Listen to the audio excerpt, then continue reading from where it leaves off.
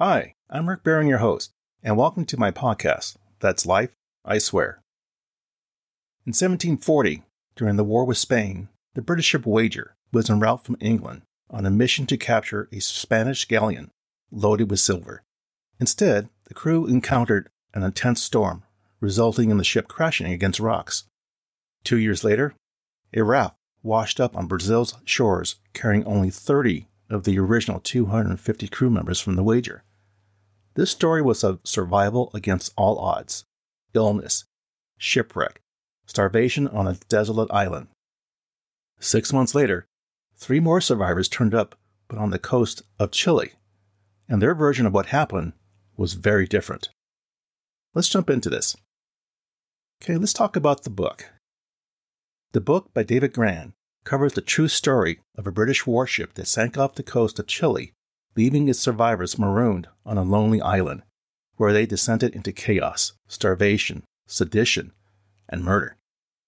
The boat and its crew were on a mission to seize a treasure-filled Spanish galleon in 1740.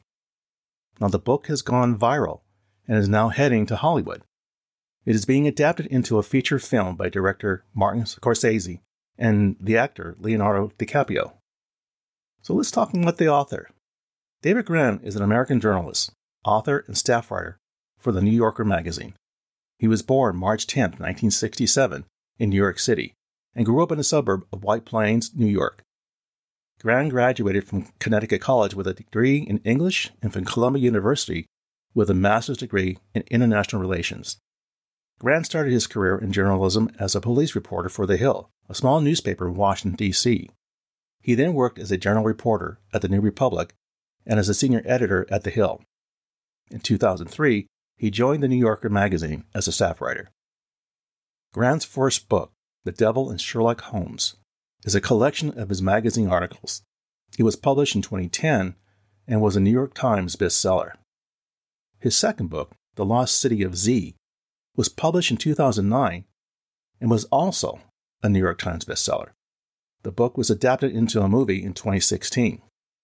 Grann's third book, Killers of the Flower Moon, was published in 2017, and that was also a New York Times bestseller.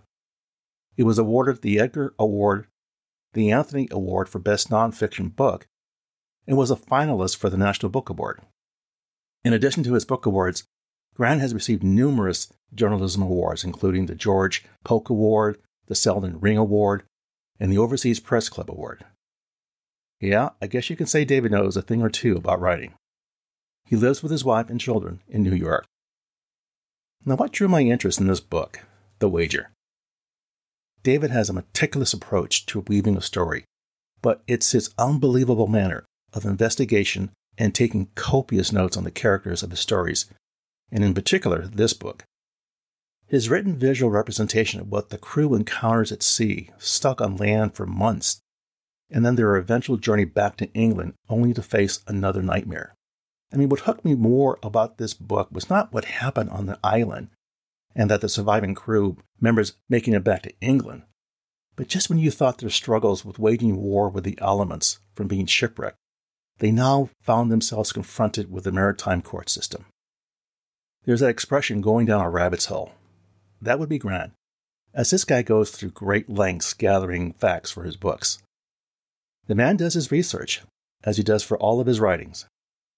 While gathering material for the book, The Wager, he immersed himself in going through ship logbooks, correspondence, journals, records from the court-martial hearings, oh, there's a hint, newspaper reports, sea ballads, and accounts published by some of the survivors.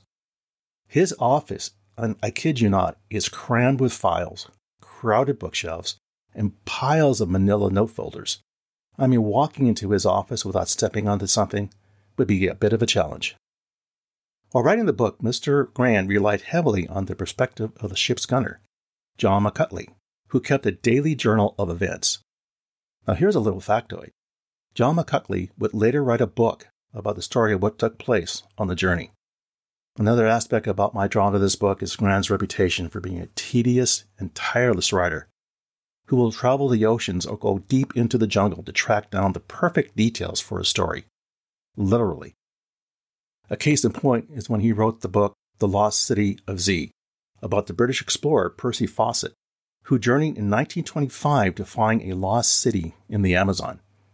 Now, Grann traveled to some of the same locations, such as the upper Xingu region in the rainforest of Brazil, to meet with members of the Kalapapalo tribe. I think I got that right. Now, Grann did the same thing for this book, The Wager, when in the summer of 2019 he traveled to the tip of South America and went to the island where the boat had their shipwreck incident.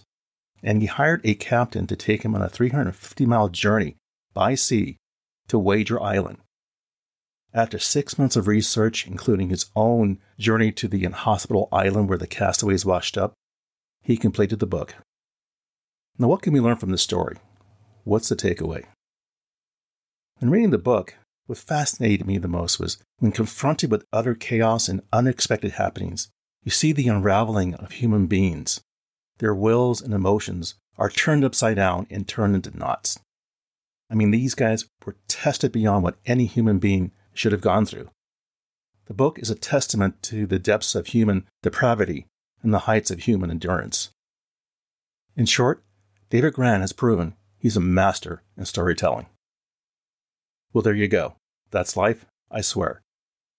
For further information regarding the material covered in this episode, I invite you to visit my website, which you can find on either Apple Podcasts or Google Podcasts, for show notes, calling out key pieces of content mentioned in the episode transcript.